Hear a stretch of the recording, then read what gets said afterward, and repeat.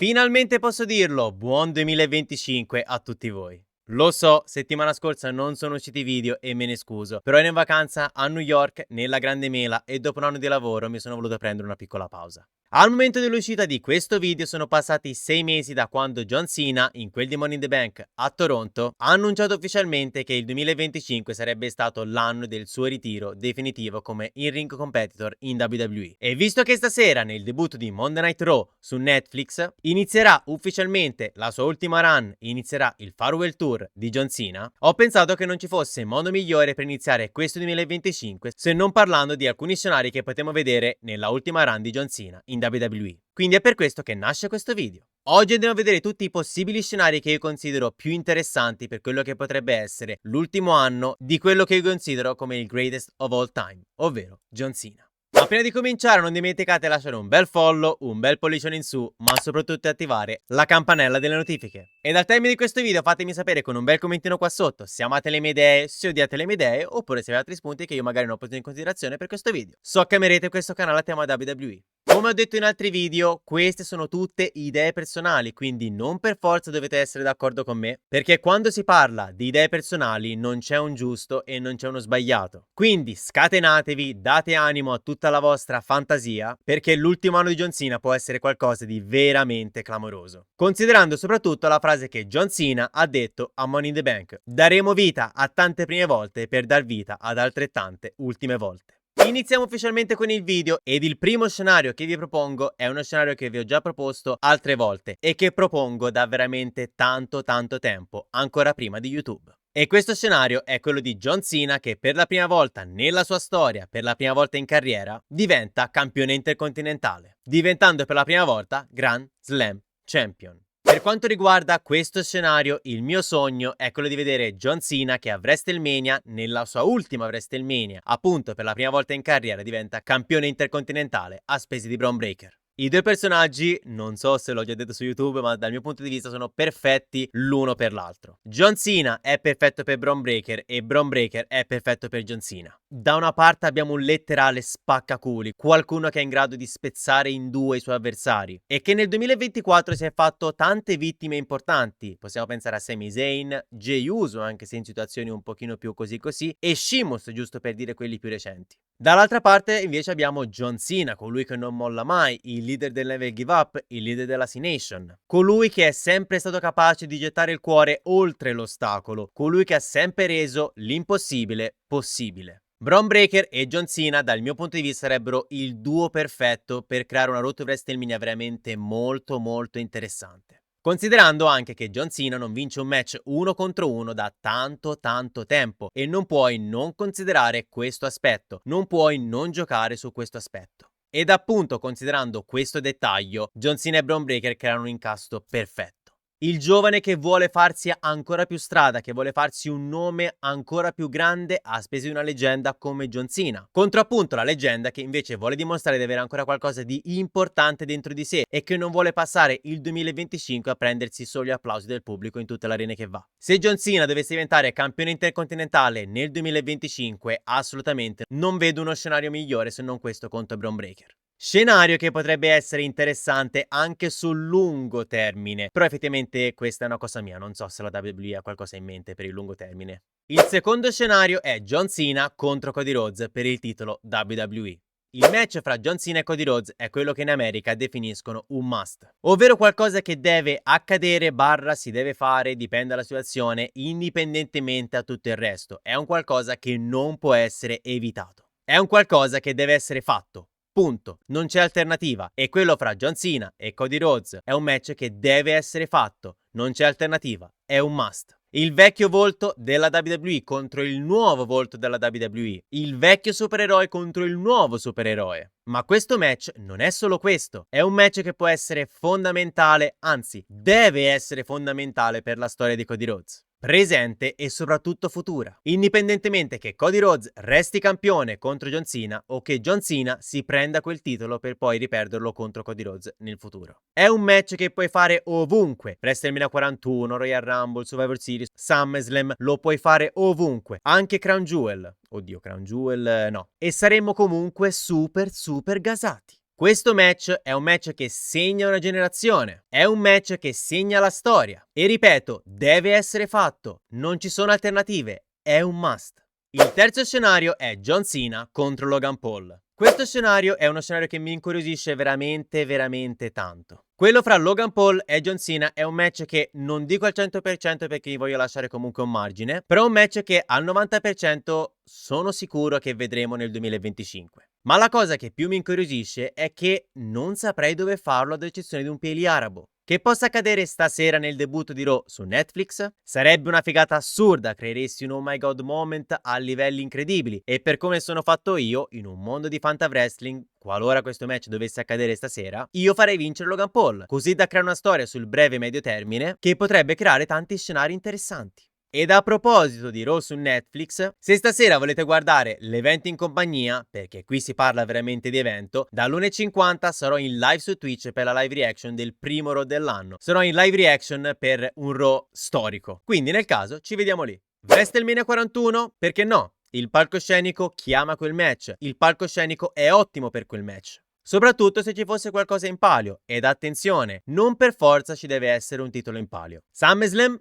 Altro grande palcoscenico, soprattutto che nel 2025 sarà diviso in 2 notti, però come ho detto in un altro video, per quanto mi riguarda SummerSlam è perfetto per John Cena contro Cody Rhodes. Nell'ultimo PLE della carriera di John Cena? Perché no, magari con John Cena che è campione mondiale o ha vinto il titolo mondiale e Logan Paul che ne so, magari me lo immagino, Mr. Money in the Bank e gli ruba il titolo, così da renderlo nuovamente la persona più odiata sulla terra. Però qui c'è un problema, indipendentemente che fanno un match o che Logan Paul incassi appunto il Money in the Bank, me compreso, nessuno vuole vedere Logan Paul che ritira John Cena. E giustamente direi. Le storie che possono creare fra Logan Paul e John Cena sono veramente tanto interessanti. Però ripeto, ad ora non saprei in che palcoscenico inserirli, perché questo match è un match che richiede un palcoscenico importante e tolto gli eventi arabi, ripeto, ad ora non ne vedo disponibili. Il quarto scenario è John Cena contro Randy Orton. A differenza degli altri scenari, questo è uno scenario che sì mi interessa, ma mi interessa in negativo. Perché sono onesto, non è uno scenario, anzi, non è un match che voglio vedere nel 2025. Per carità, voglio vederli ancora sul ring, però per quanto mi riguarda deve essere un qualcosa di molto più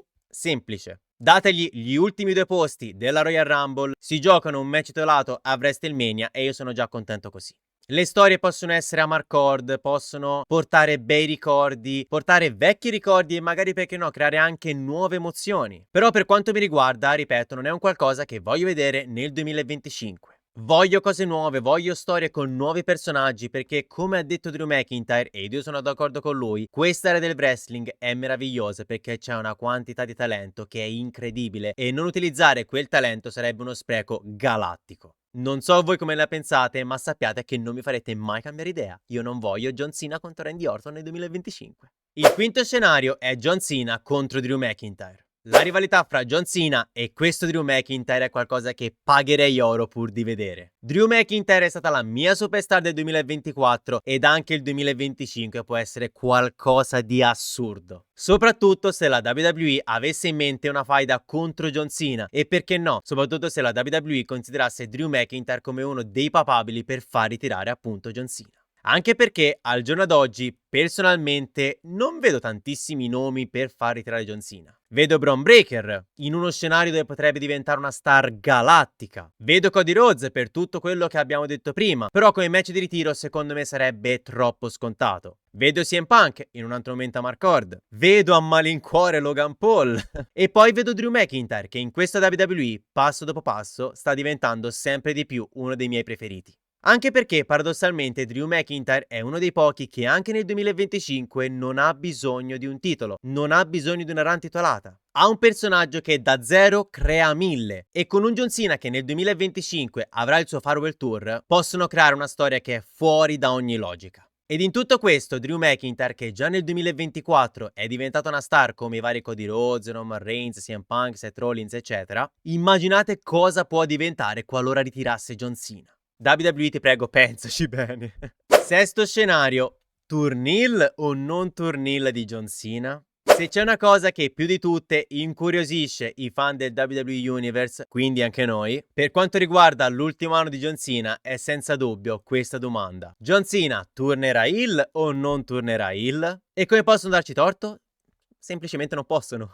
C'è chi dice che ci sarà il turn heel di John Cena, c'è chi dice che non ci sarà il turn heel di John Cena, c'è chi è sicuro del turn heel di John Cena, c'è chi invece la pensa totalmente all'opposto e c'è chi sta nel mezzo. Ma se volete la mia opinione, a malincuore, onestamente penso che John Cena non tornerà heel nel 2025. E ripeto, mi dispiace tantissimo pensare questa cosa, perché secondo me è un'occasione troppo ghiotta da non prendere in considerazione ed è un'occasione troppo ghiotta da non mettere in atto. Se io fossi un booker, personalmente è la prima cosa che farei. Stanotte, debutto di Raw su Netflix, parte The Time Is Now, John Cena esce dallo stage, gioca con i fan, gioca con i bambini, gioca con le loro emozioni, sale sul ring ed appena prende il microfono manda a quel paese chiunque, creando un plot twist galattico contro il mondo intero. Un twist che farebbe piangere tutti i bambini e che sconvolgerebbe il mondo intero, soprattutto i suoi fan. La WWE deve sapere che, narrativamente parlando, ha in mano una bomba a mano, scusate il gioco di parole, che sarebbe impareggiabile nel 2025 e che sarebbe quasi stupido non utilizzare. Però il punto è sempre lo stesso, è quello di 10 anni fa, è quello che ha accompagnato John Cena per tutta la sua carriera, ovvero la WWE avrà il coraggio di fare questa scelta, ma soprattutto la WWE potrà permettersi questa scelta visto quello che John Cena fa anche lontano dalle telecamere? Se lo chiedete a me, no. Secondo me la WWE non avrà il coraggio di fare questa scelta. Però considerando che oggi, oltre a John Cena, c'è un'altra persona che si impegna così tanto anche fuori dalle telecamere, ovvero Cody Rhodes, secondo me non esiste, non è mai esistita e non esisterà occasione migliore di questa per effettuare il turn heel di John Cena. Un turn heel che i fan chiedono da tantissimo tempo. Oggi i fan, soprattutto i più piccoli, hanno un altro supereroe, hanno un'altra fonte di ispirazione, hanno un nuovo eroe senza macchie e paure. Non siamo più nella situazione che dopo John Cena c'è il vuoto, quindi ripeto, dal mio punto di vista, per farlo non ci sarebbe occasione migliore. Indipendentemente che sia anche solo per un mese o due, o che sia anche solo per la Road to WrestleMania. E vi faccio un esempio, pensate a The Rock contro Hulk Hogan. Settimo ed ultimo scenario, il fatidico 17° titolo mondiale per battere il record di Ric Flair. Anche questo scenario, un po' come lo scenario per il match fra John Cena e Logan Paul, è uno scenario che non saprei dove può accadere, ma con due differenze rispetto al match contro Logan Paul. La prima è che questo è un evento che puoi fare letteralmente ovunque. Puoi farlo a WrestleMania, magari con il turno di John Cena, puoi farlo nel post WrestleMania, magari anche qui con il turn heel di John Cena, puoi farlo alla Royal Rumble, a SummerSlam, puoi farlo letteralmente ovunque. E puoi farlo indipendentemente da chi John Cena ha di fronte, indipendentemente dalla situazione, indipendentemente dalla storia e indipendentemente dal titolo. John Cena avrà sempre e comunque almeno un 10% di possibilità di vittoria, ed ho detto 10% per tenermi basso. E la seconda è che ancora oggi, a distanza di 6 mesi da Money in the Bank, non sono ancora sicuro che John Cena voglia battere il record di Ric Flair. È vero, l'obiettivo di John Cena nel 2025 è quello di dar vita a tante prime volte per dar vita ad altrettante ultime volte. E cosa c'è di meglio di battere il record di Ric Flair per la prima volta nella storia? Però pensateci bene, John Cena ha sempre detto di non voler battere il record di Ric Flair. E a eccezione che John Cena stesso non abbia cambiato idea o che i dirigenti WWE non gli abbiano fatto cambiare idea, ma questo non lo sapremo mai, cos'è che ci rende così tanto sicuri che John Cena diventerà 17 volte campione mondiale nel 2025? Quindi qui passo la palla a voi. Voi siete così sicuri che John Cena diventerà per la 17ª volta campione mondiale? Siete così sicuri che John Cena batterà il record di Ric Flair? E se sì, quando vincerà quel titolo? Contro chi vincerà quel titolo? Bene, il primo video del 2025 è finalmente arrivato e spero che questo anno possa essere un super anno per tutti noi. Quindi vi auguro ancora un buon 2025, spero che riuscirete a raggiungere tutti i vostri sogni e obiettivi. Fatemi sapere quelli che sono i vostri scenari più interessanti e perché per il Farewell Tour di John Cena. Vi ricordo che se stasera volete guardare Raw in compagnia, sarò in live su Twitch all'1:50. Io vi ringrazio per aver guardato il video fino a qui, io per oggi ho finito, The Last Time Is Now, ciao!